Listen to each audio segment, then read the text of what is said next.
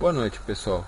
Bem-vindos ao estudo sistematizado da doutrina espírita. Meu nome é Miécio, sou voluntário no Instituto Chico Xavier, uma instituição virtual que divulga o espiritismo, e nesta noite serei o facilitador de vocês. Toda segunda-feira, às 21 horas, sempre teremos um voluntário aqui discorrendo sobre temas da doutrina espírita. O tema de hoje é a lei natural ou divina, a lei da adoração. Então, no estudo de hoje, na primeira parte, vamos falar da lei divina natural. Na segunda parte, falaremos sobre a lei de adoração. E na terceira parte, faremos as perguntas. No Livro dos Espíritos, na terceira parte, encontramos informações sobre as leis morais, a correlação direta com os ensinamentos maiores trazidos por Jesus. E o primeiro capítulo, a terceira parte, encontramos a lei divina ou natural, lei esta que nos rege e no qual derivam todas as demais, demonstrando a sabedoria e inteligência suprema de quem as criou,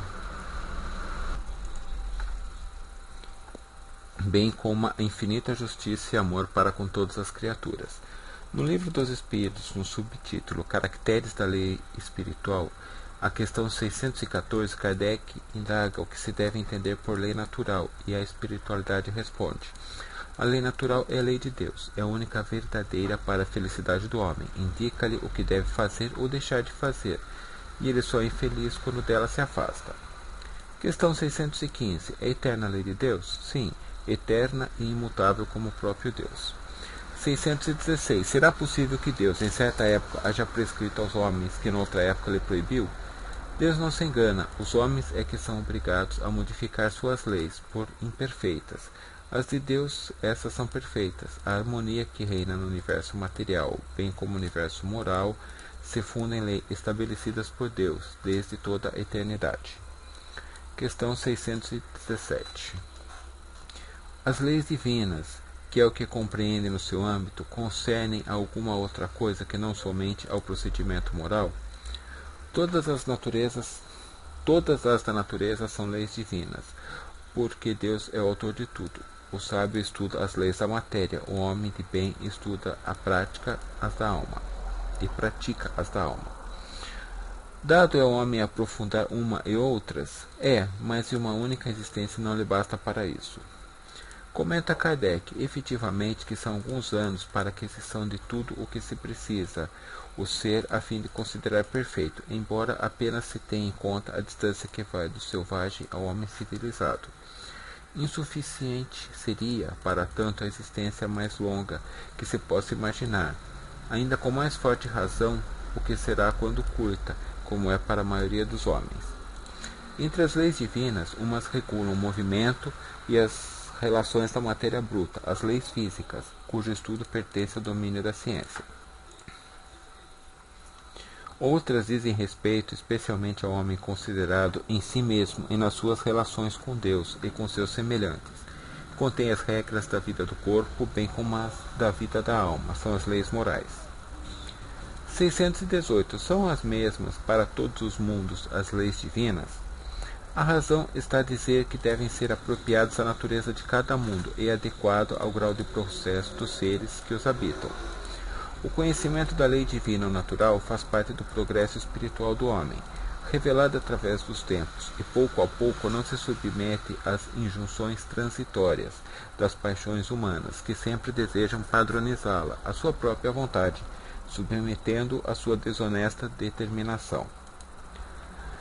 Não basta que apenas nos informemos sobre a lei divina, é necessário que a compreendamos no seu verdadeiro sentido para que possamos observá-la. Todos podem conhecê-la, mas nem todos a compreendem. Os homens de bem e os homens que se decidem a investigá-la são os que melhor a compreendem.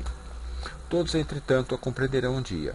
Paulo, em sua primeira epístola aos Coríntios, 13:11, se expressou desta forma: quando eu era menino, falava como menino, julgava como menino, discorria como menino, mas depois que cheguei a ser homem, feito, de fato, deixei de lado as coisas que era de menino. E aqui outra contribuição do Espiritismo à humanidade, pois, segundo ensinamentos, em todas as épocas e em todos os quadrantes da Terra sempre houve homens de bem inspirados por Deus para auxiliarem a marcha evolutiva da humanidade. Dentre todos, porém, foi Jesus o modelo da misericórdia divina. 625. Qual o tipo mais perfeito que Deus tem oferecido ao homem para lhe servir de guia e modelo? Jesus. Complementa Kardec. Para o homem, Jesus constitui o tipo de perfeição moral a que a humanidade pode aspirar na Terra.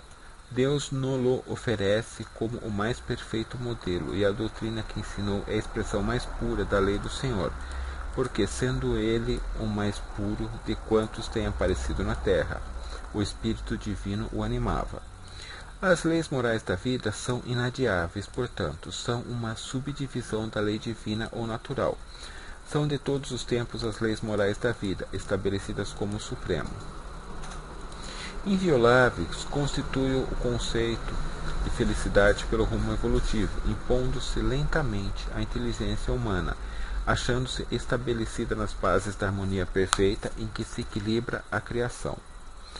Estudando as leis divinas, escritas no livro da natureza e na consciência, possível foi ao homem conhecê-la, logo que a quis procurar. Onde está escrita a lei de Deus? Na consciência. Visto que o homem traz em sua consciência a lei de Deus, que necessidade havia dela lhe ser revelada? Ele a esquecera e desprezara, então Deus quis que lhe fosse lembrada. Afinal de contas, quais são as leis morais que Kardec recebeu? São as seguintes: lei da adoração, lei do trabalho, lei da reprodução, lei da conservação, da destruição, da sociedade, do progresso, da igualdade, da liberdade e, por fim, da justiça, do amor e da caridade. A última lei é a mais importante, por ser a que faculta ao homem adiantar-se mais na vida espiritual, visto que resume todas as outras. O homem é mais culpável à medida que sabe melhor o que faz. O homem esclarecido que comete uma simples injustiça é mais culpável que o ignorante que nada sabe. Aqui é sério, pessoal. Quanto mais sabemos sobre o bem e sobre o mal, sobre consequências e responsabilidades, maior é nossa responsabilidade se errarmos. Cada um responderá não apenas pelo mal que haja feito, mas também que haja provocado. Kardec é bem claro ao nos dizer que pagaremos pelo que acontece com outra pessoa, pelo que deixamos de fazer o bem. Por exemplo, você está andando na rua, tem um buraco na calçada, assim, um buraco grande que se destaca. As nossas calçadas são cheias de buraquinhos. Uma pessoa vem vindo distraída mexendo no celular. Você percebe que ela não viu o buraco e que vai cair nele. E agora? Você vai ajudar ou só segue seu caminho? O correto é ajudar, ok? O primeiro pensamento que normalmente vem à nossa cabeça é correr e não deixar a pessoa cair no buraco. Como dizem os espíritos, as leis morais estão na nossa consciência e o primeiro pensamento é o que costuma ser nosso. Aquele que não faz o mal, mas dele se aproveita, é como se o cometesse, pois o aproveitar nessas condições tem praticamente o mesmo peso de participar. O desejo do mal é tão repreensível quanto o próprio mal. Há, contudo, virtude em resistir voluntariamente ao mal que se deseja praticar. Vamos falar agora da lei de adoração.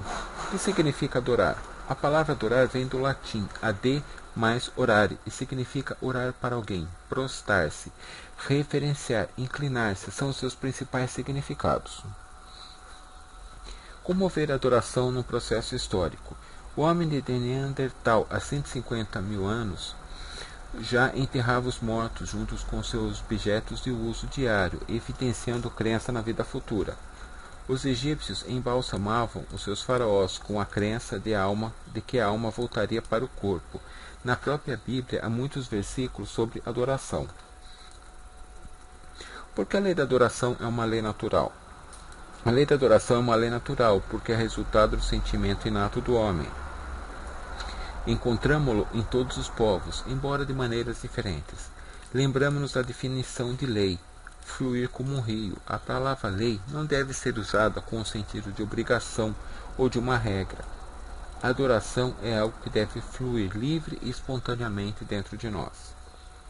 Deus tem preferências pelo que o adoram desta ou daquela maneira? Deus prefere os que o adoram pelo fundo do coração, sinceramente, fazendo o bem e evitando o mal. Não os acreditam honrá-los em cerimônias. Os que acreditam que são melhores que seus semelhantes. Esta não é uma atitude cristã. Aquele que faz da profissão de adorar a Cristo e que é orgulhoso, invejoso e ciumento, que é duro e implacável para os outros, ou que ambiciona os bens deste mundo, tem a religião nos lábios e não no coração. Não quero aqui criticar religiões, mas é inevitável não questionar coisas a partir do momento que você começa a ter conhecimento. De nada adianta irmos na igreja, orarmos, cantarmos, fazermos rituais que de nada nos servem, se não formos cristãos em nossos corações, se não temos amor ao próximo, se não temos caridade em nossos atos. Vamos falar um pouquinho de prece. Tá escrito aqui, ó, pessoal. Prece é agradável a Deus quando ditada pelo coração.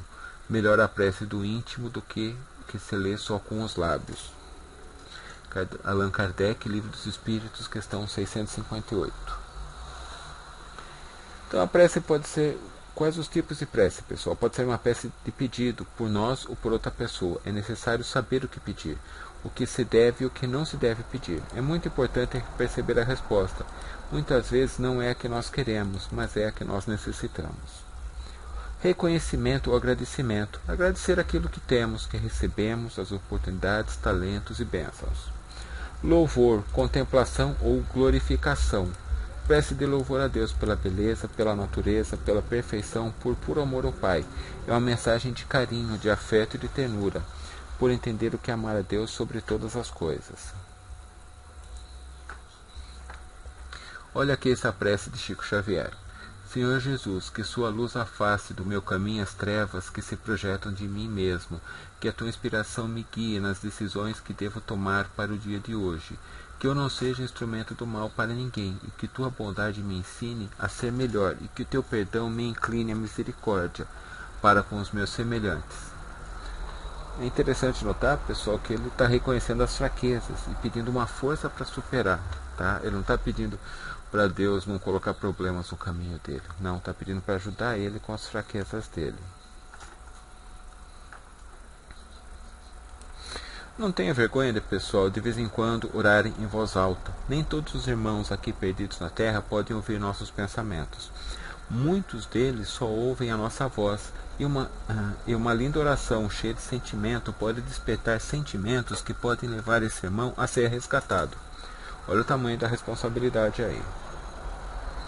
Me lembrei de um fato interessante. Uma vez li um depoimento de um pessoal desencarnado, os famosos guardiões de cemitério, os Exus, que trabalhavam com resgate de irmãos recém-desencarnados no cemitério, defendendo dos trevorosos impedidos de roubar energia e sequestrar o pessoal. Ao final do expediente, os guardiões estavam cansados, exaustos. Então eles se dirigiam à cruz central do cemitério e oravam para Deus, pedindo forças. E uma luz branca vinha do alto, reenergizando a todos. Na espiritualidade, existem departamentos que recebem todas as nossas preces e as analisam, algo como se fosse o nosso correio. Depois de analisado, repassa aos setores competentes para a providência. Em caso de emergência, tem várias equipes à disposição. Em outros casos, analisam a necessidade. Às vezes precisam de autorização de espíritos superiores para isso. Às vezes a pessoa ainda não tem crédito para ser atendida, não está maduro o suficiente. Então, fica de lado aguardando mais um pouquinho. Orar para pedir para ganhar na Mega Sena, sinto muito, mas é um pedido ignorado. Orar para passar no vestibular, para ter a resposta a uma questão que não estudou, não é atendida. Você até pode dar sorte, ter algum irmãozinho desencarnado, perdido aqui na Terra, está do seu lado ali, ele sabe a resposta e dá uma sussurrada no seu ouvido.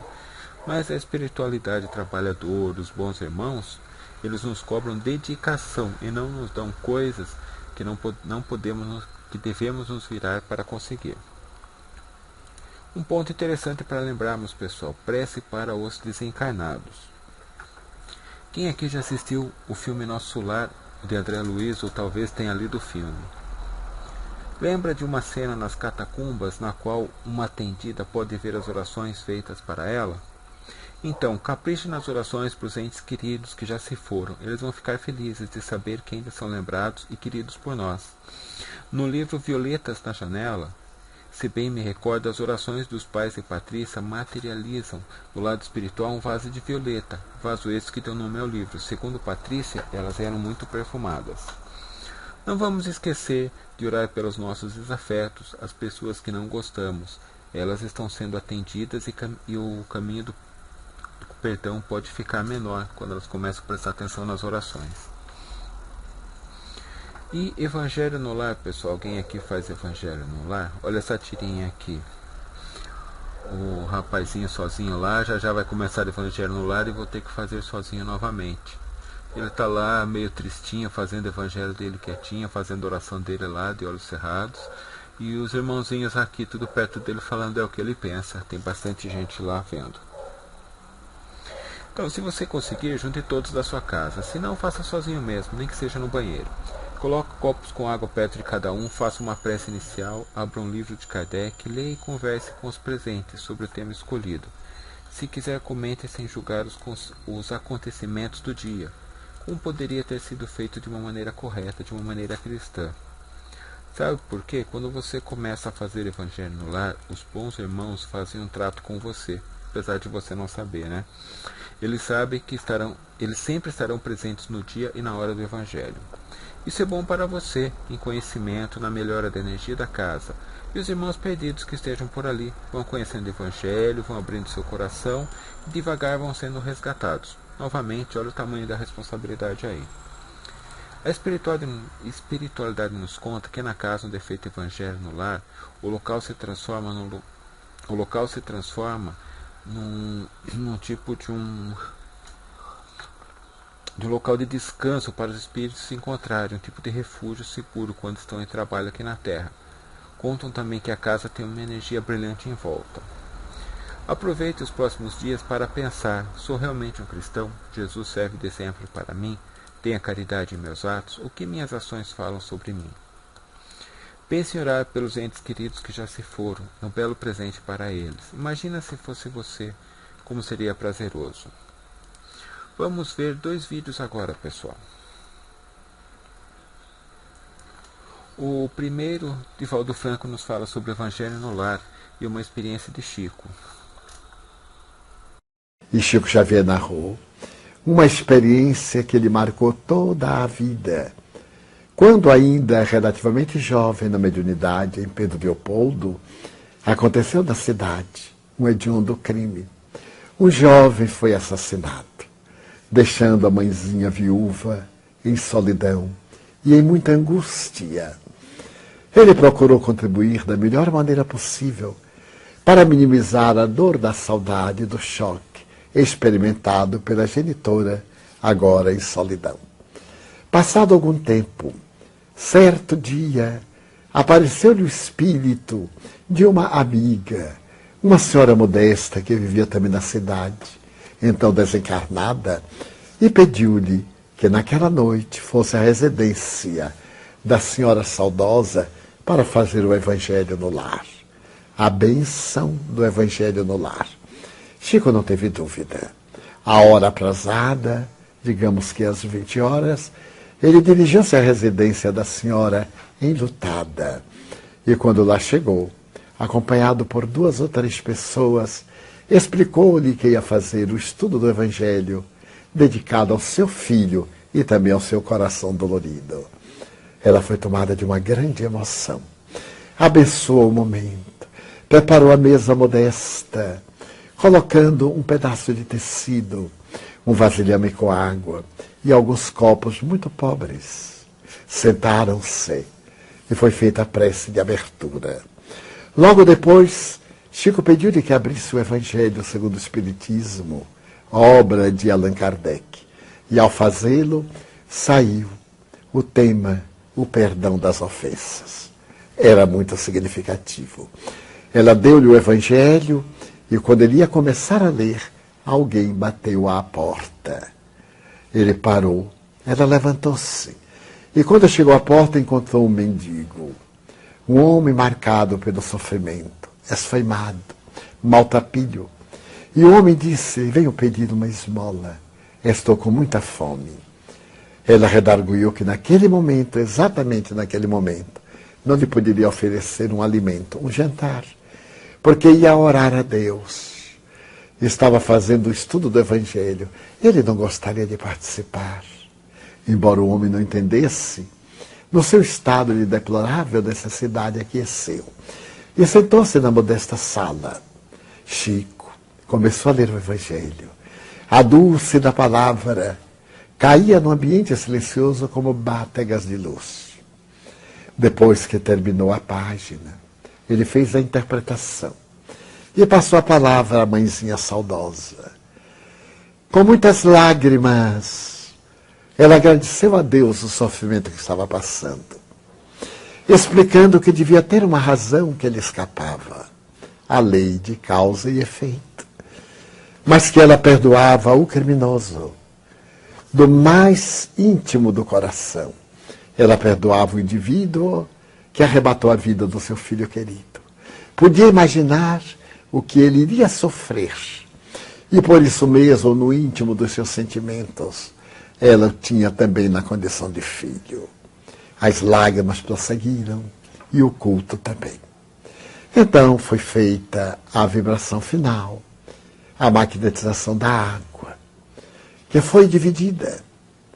No silêncio que se fez natural, antes que ela se levantasse para atender o mendigo, ele perguntou-lhe: a senhora é a mãe do morto? A mãe do assassinado? Ela disse: oh, meu filho, sou eu. O homem tirou-se-lhe aos pés e disse: eu sou o assassino. Fui eu quem o matou. Eu tenho isto. Já que a senhora me perdoou, sem eu ter necessidade de pedir-lhe perdão, eu tenho que me reabilitar. Eu agradeço o alimento que a senhora me vai dar, mas agora mesmo eu vou apresentar minhas autoridades. E saindo da casa modesta, ele foi à delegacia de polícia, onde confessou o crime. Naquela madrugada, ou na madrugada do dia seguinte, quando o Chico estava orando, o desencarnado apareceu-lhe e disse-lhe: Chico, muito obrigado. Fui eu quem levou o irmão assassino à nossa casa para que ele ouvisse minha mãe perdoá-lo do âmago do seu coração. Ok, agora vamos finalizar o estudo dessa noite com um belíssimo poema de Divaldo Franco, inspirado por Joana de Ângeles. Obrigado a todos e voltem aqui toda segunda-feira às 21 horas. Porque a finalidade precípua da vida é amar. E a única forma de amar é servir. Porque aquele que ama atingiu a maioridade. Mas quem deseja ser amado não passa de criança espiritual. Espíritas, meus irmãos, as vozes espirituais nos conclamam: amemos, mudemos a sociedade transformando-nos, modifiquemos o mundo, trabalhando os metais do nosso ser interior. Sejamos nós aqueles que disputemos a honra de amar, aqueles que nos esforcemos por servir, construindo um mundo melhor que já se nos avizinha, como nos dias em que viveremos este Congresso Internacional de Espiritismo, em que as barreiras linguísticas, as barreiras sociais, as barreiras e fronteiras de pátria ruem na canção de La Espero, na palavra de Lázaro Ludovico Zamenhof, na mensagem do amor que a doutrina espírita nos enseja, e nos ergamos para dizer adeus da nossa emoção, enquanto lá fora o pranto e a dor galvanizam as almas, o desespero estiola corações, enquanto lá fora as vidas se arrebentam na violência, as queixas e as reclamações se fazem. Sejamos nós a dizer: Senhor Deus, quero bendizer-te a honra de ser espírita, quero agradecer-te a felicidade de crer. A maioria dos homens que te procuram buscam-te para pedir, rogam paz, pedem pão, exigem esperança. Eu não. Eu quero dizer-te que amo a vida, que para mim é bela e é consentida. Muito obrigado, Senhor, pelo que me deste, pelo que me dás. Muito obrigado pelo ar, pelo pão, pela paz. Muito obrigado pela beleza que os meus olhos veem no altar da natureza. Olhos que fitam o céu, a terra e o mar, que acompanham a ave ligeira, que corre fagueira pelo céu de anil e que se detém na terra verde, salpicada de flores em tonalidades mil.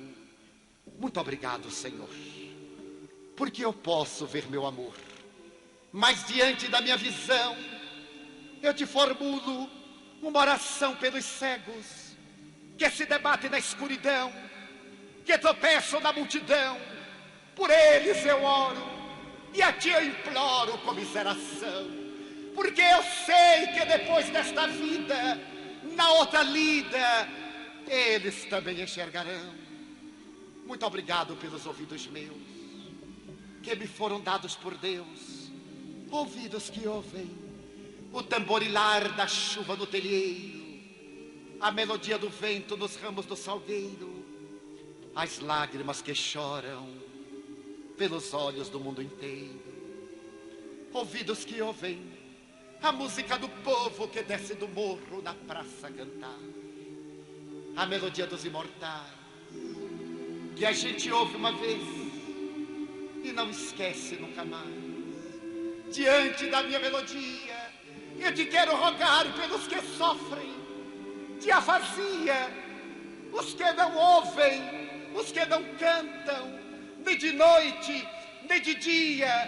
Oro por eles, porque eu sei que depois desta prova, na vida nova, eles ouvirão, eles cantarão. Obrigado, Senhor, pelas minhas mãos, mas também pelas mãos que aram, que semeiam, que agasalham. Mãos do amor, que limpam feridas, que enxugam lágrimas e dores das vidas. Pelas mãos que apertam mãos, que ajudam a velhice, a pobreza e a dor. Pelas mãos que no seio embalam o filho de um corpo alheio sem receio, e pelos pés que me levam a andar sem reclamar. Muito obrigado, Senhor, porque me posso movimentar diante do meu corpo perfeito. Eu te quero louvar por aqueles que não se podem movimentar, aleijados, mutilados, marcados, desesperados, impossibilitados. Enquanto eu posso bailar, oro por eles. Eu sei que depois desta expiação, na outra reencarnação, eles também andarão. Muito obrigado, Senhor, pelo meu lar. É tão maravilhoso ter um lar. Não é importante se este lar é uma mansão, uma tapera, uma favela, um ninho, uma casa no caminho, seja lá o que for, mas é importante que dentro dele haja a figura do amor. O amor de mãe ou de pai, de esposa ou de marido, de irmão ou de amigo, de alguém que nos dê a mão, pelo menos o olhar de um cão, porque é tão cruel viver na solidão. Mas se eu a ninguém tiver para me amar, nem um amigo para me ajudar, nem um teto para me agasalhar, nem aí blasfemarei, nem reclamarei, porque eu te tenho a ti e te quero dizer obrigado, Senhor, porque nasci. Muito obrigado, Senhor, porque eu creio em ti, pelo teu amor. Obrigado, Senhor. Muito obrigado, senhores.